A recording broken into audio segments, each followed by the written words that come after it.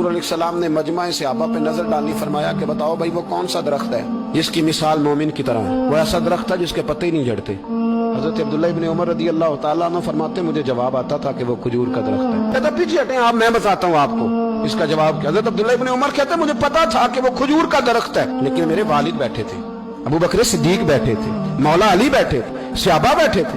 आप फरमाते हर एक मुझसे बड़ा था, तो मुझे मेरे अदब ने इजाजत नहीं दी कि मैं जवाब दूं।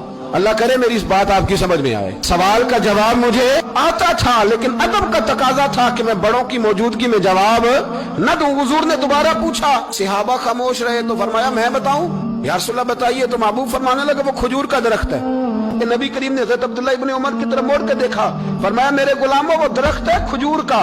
अब्दुल्ला को जवाब आता था, इसे पता था कि वो खजूर का दरख्त है, लेकिन तुम्हारे अदब की वजह से ये खामोश रहा। मेरे रसूल करीम अलैहिस्सलाम के गुलाम जिनके इल्म पर मेरे नबी को इतना एतमाद है कि हुजूर ने फरमाया मैं इल्म का शहर हूँ और अली उसका दरवाजा है।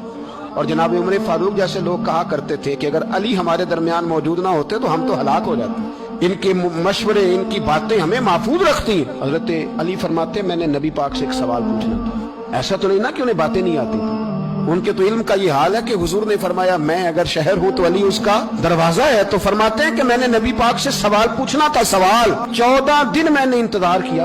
हर रोज मैं मस्जिद में जाता, घंटों बैठता, पर 14 दिन इंतजार किया। क्यों? फरमाते मेरे दिल में ख्याल आता था कि कोई और आए, वो वाला मसला पूछ ले तो मेरे वाली बात भी हल हो जाए, मुझे हुजूर से पूछना ना पड़े, कोई और पूछ ले ताकि मुझे ना पूछना पड़े। फरमाते हैं 14वें दिन एक बद्दू आया, उसने आके नबी करीम अलैहिस्सलाम से सवाल वो पूछा जो मेरे दिल में था। फरमाते हैं नबी करीम जवाब उसे दे रहे थे और मेरी तरफ देख देख के मुस्कुरा